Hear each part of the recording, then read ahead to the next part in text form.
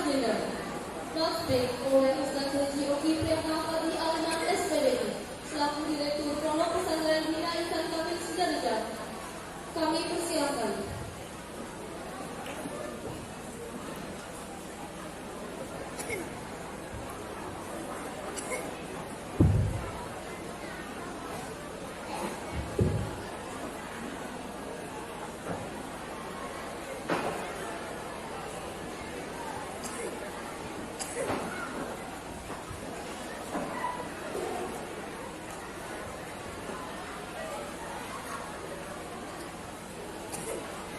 Bismillahirrahmanirrahim. Uhayyikum tahiyatan islamiyah tahiyatan mubarakatan min indillahi wa huwa rabbuna a'la. Assalamualaikum warahmatullahi wabarakatuh.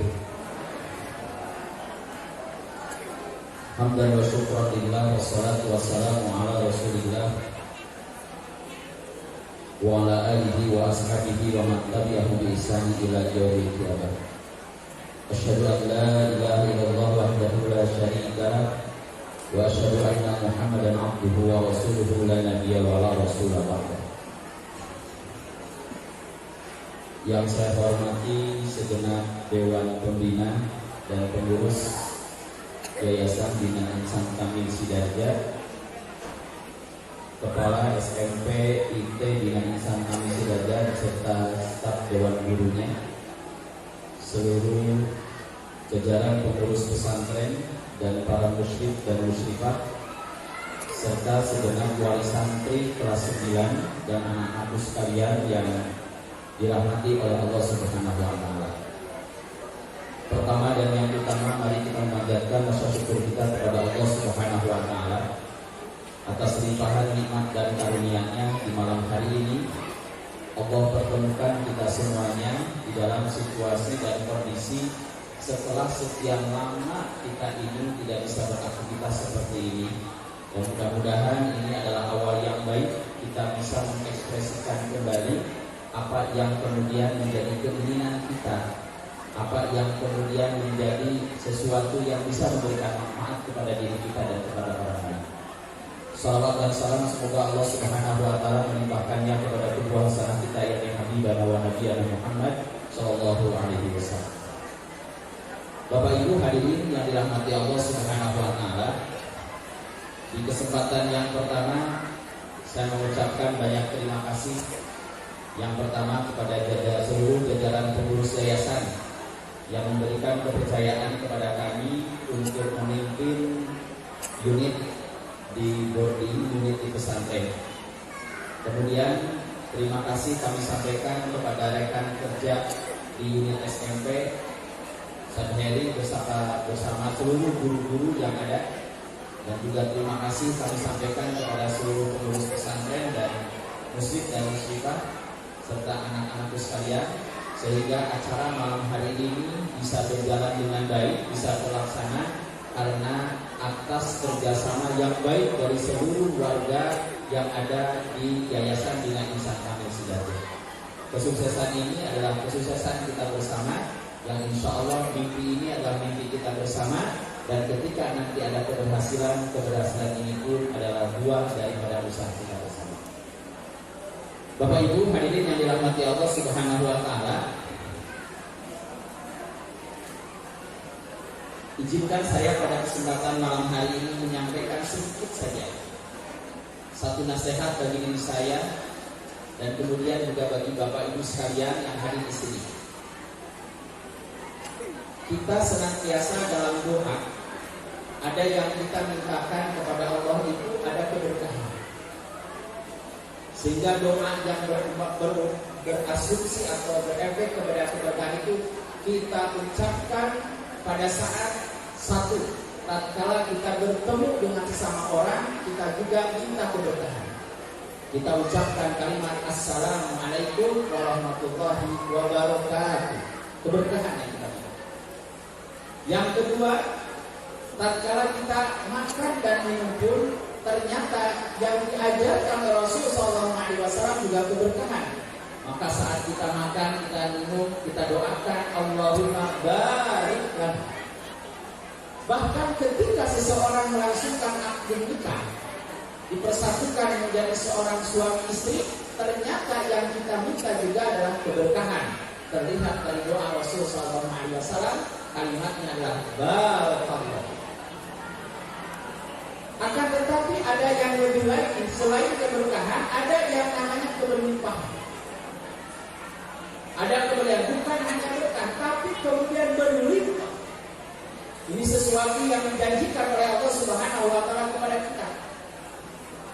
Dan jujur, kalau kemudian berbicara tentang sekolah, tentang pesantren, yayasan ini juga jadi catatan bagi kita. Dan ada beberapa orang yang bilang katanya sekolah di sini itu mahal. Kenapa mahal bro? Katanya mahal seperti itu. Tapi kalau saya ngomong mahal sama Pak Abdul, jawaban Ustaz Abdul itu enteng. Oh, enggak mahal. Jajal, wangi bayar berapa? Putra panjenengan sholat 5 waktu berjamaah. Setiap hari baca Quran, setiap hari ngapal Quran, setiap hari zikir. Itu kira-kira kalau suruh ngawasin setiap hari 5 waktu sholat, ibu berani bayar berapa? Sekarang jangan ibu. Ibu kalau ada orang yang menugaskan ibu, suruh satu, bu, tolong ya, awasin sholat anak saya 5 waktu berjamaah masjid. Awasin setiap hari pada maghrib dan pada subuh. Pastikan anak saya baca Quran. Terus pastikan bangunnya sebelum subuh. Kemudian bilang, saya gaji dengan 1 bulan 1 juta. Mau nggak bu? Halo? Ibu mau nggak digaji 1 juta untuk ngawasin sholat 5 waktu baca Quran tiap hari? Ibu Pak. Ini kebetulan Wali dari Cilacap, beliau ini sudah berangkat dari jam 4 tadi di sini. Nanti ibu ya. Nah maka daripada itu ini tanaman yang luar biasa. Maka kita yang mintakan kepada Allah itu apa yang kita keluarkan hari ini di sini, maka itu adalah bagian daripada jihad Bapak Ibu sekalian di jalan Allah. Ibu mengeluarkan berapapun ketika di sini, insya Allah dicatatkan sebagai infak fisabilillah. Kalau hari ini kita belum bisa infak ke masjid, kalau hari ini belum bisa infak ke pesantren, setidak-tidaknya ketika kita menyekolahkan di sekolah ini, dana yang kita keluarkan tiap bulan itu bagian daripada infak. Di mana? Di jalan Allah. Melalui siapa? Melalui yayasan. Nah, tinggal bagaimana kita ini punya mindset tentang keberlimpahan itu. Ya, bukan hanya sekedar berkah, tapi keberlimpahan. Dilimpahkan. Yayasan pun mengelola lembaga ini mudah-mudahan nanti bukan hanya berkah, tapi berkah dan berlimpah. Para orang tua yang menyekolahkan anak di sini bukan hanya berkah, tapi juga berlimpah. Pertanyaan pentingnya adalah bagaimana caranya agar kita mendapatkan keberlimpahan dari Allah Subhanahu wa Ta'ala. Ternyata syarat yang disampaikan Ibu, supaya kita mendapatkan keberlimpahan dari Allah Subhanahu wa Ta'ala, yang pokok, yang pertama, sandarkan semua yang kita lakukan hanya kepada Allah. Lillah semuanya. Ibu nyekolahkan di sini, kamu ya, ibu nyekolahkan di SMP IT, jangan karena ingin dilihat oleh orang. Wah, ibu nyekolahkan di SMP ini karena prestis. Jangan, karena kalau niat menyekolahkan di sini hanya sekedar itu, maka bisa jadi bukan lillah. Berarti apa? Hanya ingin nilai pandangan oleh manusia. Tetapi kalau kita menyandarkan sesuatunya kepada Allah, maka niscaya ketika ada kesulitan apapun, Allah nanti akan menyelesaikannya. Asal kita benar-benar semuanya sandarkan kepada Allah. Karena kalau seandainya yang diucapkan oleh kita benar karena Allah Subhanahu wa Ta'ala, ada kalimat yang disampaikan oleh Rasul sallallahu alaihi wasallam. Kata Rasul sallallahu alaihi wasallam, "Intas dukulah jasduk." Kalau seandainya apa yang kamu sampaikan itu jujur, kalau seandainya apa yang kamu sampaikan itu benar, niscaya Allah pun akan jujur terhadap apa yang kita lakukan. Ada kisah yang menarik. Ada seorang Arab Badu Beliau ini datang kepada Rasul Sallallahu Alaihi Wasallam di Madinah, ikut berperang dengan Rasul Sallallahu Alaihi Wasallam. Ketika perang dengan Rasul Sallallahu Alaihi Wasallam, kesempatan yang pertama perang yang menang. Ketika perang yang menang, maka Rasul Sallallahu Alaihi Wasallam kemudian membagikan ghanimah. Ada harta rampasan perang yang dibagikan oleh Rasul Sallallahu Alaihi Wasallam. Semua sahabat sudah mendapatkan bagian sifulan sekian, sifulan sekian. Tinggal ternyata dicari oleh Nabi Sallallahu Alaihi Wasallam, mana aina badui, mana orang badui tadi. Giliran mau dibagi, ternyata orang ini nggak ada. Ini orang yang beda. Kita kan kemana-mana kalau giliran susahnya nggak kelihatan, tapi kalau giliran bagi-baginya biasanya kelihatan dia. Nah ini beda. Dicari kemudian akhirnya dihadapkan oleh Rasul Sallallahu Alaihi Wasallam. Ya Rasul ini badu. Oh iya sini kamu.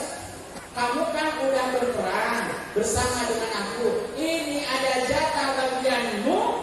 Silakan kemudian ini ambil. Lihat, ketika dia diserahkan harta itu, harta yang tidak sedikit.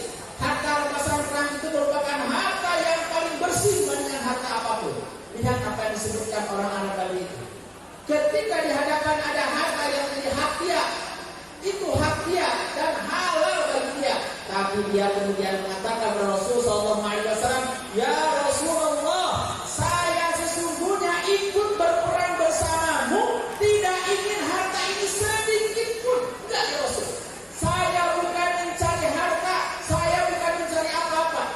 Kata Nabi Sallallahu Alaihi Wasallam, yang kau cari apa kalau begitu berperang? Ya Rasul, saya sesungguhnya berperang bersamamu, saya ingin mati ketika berperang. Dengan kematian saya itu, saat mati itu saya tertusuk dengan panah di leher saya.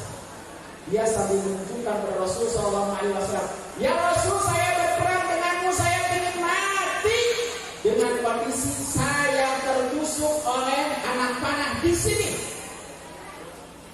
Maka Rasul Sallallahu Alaihi Wasallam menyebutkan satu kalimat kepada mereka, intas dikillah yasbuka. Kalau seandainya ucapan itu benar, maka niscaya Allah pun akan mengabulkan apa yang kau ucapkan. Di perang yang kedua, ternyata di perangan yang kedua betul terjadi. Apa yang terjadi? Perang sudah selesai, dicari kemudian sahabat-sahabat yang wafat. Ternyata sekelebatan Rasul Sallallahu Alaihi Wasallam, tahan dulu. Siapa dia? Siapa yang terbunuh ini? Dilihat. Ternyata kata sahabat, ya Rasul ini dia Badui. Maka ketika Rasul Sallallahu Alaihi Wasallam melihat Badui ini sudah menjadi mayat, apa yang dilakukan oleh Nabi Sallallahu Alaihi Wasallam? Nabi Sallallahu Alaihi Wasallam langsung menyatakan, benar yang diucapkan orang ini. Dia bilang berperangnya ingin sahih, ingin mati dengan tertusuk dengan anak panah di lehernya. Maka Rasul menyaksikan tidak ada satu kafir di badannya kecuali memang tertusuk dengan panah di lehernya. Ini tasdikillah yasduka. Kalau seandainya kita jujur sadarkan kepada Allah, niscaya Allah pun akan melakukan itu. Maka insya Allah itu adalah bagian daripada keberuntungan. Jadi Bapak Ibu sekalian, ini adalah yang utama, niat lillahnya. Maka insya Allah ketika yayasan sebagai penyelenggara lillah, para orang tua menyekolahkan istri juga lillah, para guru juga menyampaikan ilmunya lillah, maka orang-orang pemangku kebijakan yayasan, pelaksana kebijakan adalah guru-guru, kemudian orang tua sebagai konsumennya, maka insya Allah kalau berkumpul orang-orang yang semuanya karena Allah, maka insya Allah lembaga ini bukan hanya berkah, tetapi lembaga ini akan menjadi lembaga yang berlimpah. Allahumma amin ya rabbal alamin. Kedua itu, keberlimpahan itu dari mana itu? Keberlimpahan itu yang kedua syaratnya adalah birrul walidain. Orang akan berlimpah kalau dia punya sikap yang baik kepada orang tua.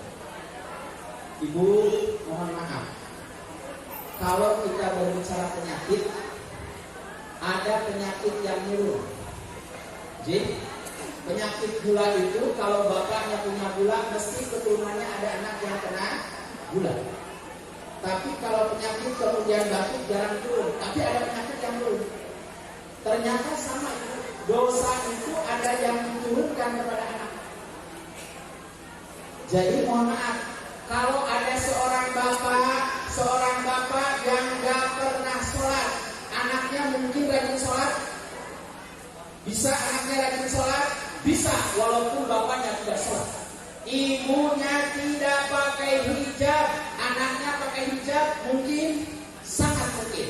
Ibunya gak bisa ngaji, bapaknya gak bisa ngaji, anaknya hafal Quran, bisa, sangat mungkin bisa. Tetapi sesuatu yang pasti akan dilakukan oleh anak ketika seorang orang tua punya perilaku buruk kepada orang tuanya, maka niscaya perilaku buruk itu akan turun kepada anaknya. Anaknya pun akan berlaku buruk kepada dirinya. Maka keberlimpahan itu sikap kita. Jadi kalau sikap kita baik kepada orang tua kita, maka anak kita akan baik kepada kita. Kalau sikap kita kepada orang tua kita buruk, maka anak itu pun akan berlaku buruk kepada kita, walaupun di sekolah kandungan baik. Jadi saya suka khawatir begini, karena di SMP itu kan tidak baik semua dia. Mesti ada anak-anak yang susah diatur. Ada dia rasanya itu jungkir balik, gitu ya, sholatnya segala macam. Tapi kok anak orang tuh baik lakuannya. Jadi gak bisa menyalahkan anak 100%. Dicek jangan-jangan mungkin kelakuan orang tuanya kepada orang tua yang besar. Artinya apa itu? Pengaruh besar keberlimpahan itu dari sikap kita kepada orang tua. Penutup, ada kisah tentang bagaimana sikap kepada orang tua ini. Alkisah ada seorang bapak ahli ibadah, tukang ke masjid 5 kali dalam sehari dia ke masjid jamaah terus. Beliau punya putra satu-satunya laki-laki, tetapi kemudian beliau ini punya penyakit apa? Anaknya ini punya penyakit sudah terjangkit dengan yang namanya gimonland. Gimonland itu sudah nggak bisa dipisahkan. Dia sudah habis kesabarannya. Dia pasang wifi di rumah karena anaknya gimonland itu diputus wifi-nya. Tetapi karena diputus wifi-nya di rumah, anaknya pindah main gimonlandnya ke mana? Ke warnet. Maka anaknya jarang pulang ke rumah, main di warnet terus. Sehingga bapaknya itu sudah bersarapan, sudah tinggal. Satu saat beliau ke masjid ketemu dengan seseorang. Dia menceritakan tentang kesulitan anaknya dengan game online yang luar biasa. Orang ini nasihatin, apa nasihatnya? Pak, mohon maaf, ini kata Pak Ustaz, jenengan punya anak yang bermasalah seperti itu. Pertanyaannya apa? Kira-kira jenengan terakhir komunikasi atau bagaimana hubungan jenengan dengan orang tuanya? Jawaban orang tuanya apa? Iya, jujur, 3 tahun terakhir ini saya tidak pernah berkomunikasi dengan orang tua saya karena saya punya masalah dengan bapak saya, sehingga saya tidak pernah mau berkomunikasi dengan ibu. Akhirnya dengan ibu pun tidak pernah berkomunikasi. Maka misalnya apa? Kata beliau, tolong perbaiki hubungan jenengan dengan orang tua jenengan. Akhirnya dia telepon pulang ke rumah orang tuanya, ngobrol, kemudian minta maaf. Selesai ibu minta maaf dengan orang tuanya, jadi baik. Sekarang setiap hari telepon nanyakan orang tuanya seperti terus. Alhamdulillah, setelah 6 bulan dia melakukan perbaikan hubungan dengan orang tuanya. Alhamdulillah, setelah 6 bulan dia perbaiki hubungan dengan orang tuanya. Anaknya yang suka main game online, setelah 6 bulan dia memperbaiki hubungan dengan orang tuanya. Alhamdulillah, anaknya ini setelah 6 bulan belum berubah sama sekali. Belum berubah sama sekali. Bulan ke-7, bulan ke-8, bulan sekian, 1 tahun. Ketika setahun itu kemudian satu malam dia baru pulang nanya sama anaknya, Mas, tumben kok gak ke warnet? Apa jawaban anaknya? Kata anaknya, enggak lah. Kenapa gak ke warnet? Bosen. Kira-kira itu kalau punya putra jawabannya bosen, senang apa? Itu. Yongtonya bosen. Tapi bapaknya ini kemudian uji, tenang apa senang, tapi kemudian jaga image. Akhirnya dia tidak apa. Senang, dikasih uang sana, enggak kok, aku bosen. Benar-benar bosen. Dan dia nggak mau berangkat dari ke warnet, kemudian sering diajak sama bapaknya ke jalan, diajak ngobrol, diajak makan bersama. Inilah dia berubah. Akhirnya kelingking dia bisa bertemu dengan kelingking anaknya di masjid. Artinya apa? Anak itu bisa sholat berjamaah. Itu kenapa, Bu? Ternyata ada hubungan yang lebih baik dengan orang tua. Ibu bapak itulah syarat keberlimpahan dalam hidup. 1, sandarkan semuanya kepada Allah. Bila yang kedua perbaikan hubungan dengan orang tua. Itu ya. Maka Pak Heri besok kita lihat ya. Ini anak di sini masih kurang mandar bisa diatur gitu ya. Bermasalah aja gitu, apalagi di asrama ya. Maka jangan menyalahkan anak 100%. Cek silaturahmi dengan orang tuanya. Ibu besok kalau ditanya sama kami nggak usah tersinggung ya. Ibu gimana hubungan ibu dengan orang tua? Itu efeknya. Karena penyakit itu akan turun ya. Tapi insya Allah kalau wajah di sini yang saya lihat nggak ada, dengan orang tuanya baik semuanya. Karena anak-anak juga sini baik-baik semuanya. Yang saya ceritakan anak yang di sana jauh atau di mana tadi. Baik, saya kira itu ibu ya yang disampaikan. Mudah-mudahan sedikit menjadi manfaat bagi kita semuanya. Terima kasih kami atas para pesantren, atas bapak ibu sekalian. Ibu, tadi ibu mungkin ada yang ikut sholat maghrib, kalau bisa di sini. Saya menyampaikan ini ibu. Ibu, kalau ada hal-hal yang baik yang ibu lihat di pesantren ini, tolong ibu sampaikan kepada yang lain. Jadi, kalau ibu lihat sholatnya anak baik, zikirnya baik, baca Qur'annya baik, ibu tolong sampaikan kepada orang lain. Nek di BIK itu bocah-bocah sholatnya apik, baca Qur'annya benar, itu tolong sampaikan kepada orang lain. Ibu, tetapi kalau ibu selama di sini melihat ada sesuatu yang kurang baik, yang tidak baik, ibu tolong jangan bilang ke siapa-siapa, tolong sampaikan kepada saya, sampaikan kepada Ustaz Abdul, sampaikan kepada yayasan, jangan kemana-mana. Itu adalah prinsip rumah makan Padang. Ya, kalau enak suruh makan yang lain, kalau nggak enak kalau hubungi kami pun begitu ya. Jadi insya Allah kami dikebaikan dan mudah-mudahan kelas 9 ini nanti pada akhirnya bisa menyelesaikan tugasnya dengan sebaik-baiknya. Allahumma amin ya rabbal alamin. Terakhir sekali itu mohon maaf, ini saya melanjutkan karena baru rapat yayasan tadi siang kaitannya dengan edaran kami dari pesantren bahwasanya anak akan pulang hari apa Bu? Awalnya hari Kamis. Ini bukan anak semuanya juga ya. Awalnya hari Kamis, tapi karena ada surat edaran dinas yang baru, kita juga akan bagi rapor. Maka insya Allah kepulangannya kami undur. Kapan diundurnya? Insya Allah diundurnya pulangnya hari Jumat. Sambil rapotan. Gitu hari ya. Rapotan Jumat hari. Jadi ya. Jadi itu ibu ya. Jadi mohon maaf karena ada kebijakan dinas. Kemudian masuknya nanti kapan? Masuknya insya Allah tanggal 3. Tetapi khususnya bagi anak-anak yang ambil program tahfidz itu nanti liburnya tanggal 21. Bagi kelas 9 yang di sini karena harus mengikuti MD Scan maka juga sama liburnya setelah 5 hari dari tanggal 18 itu.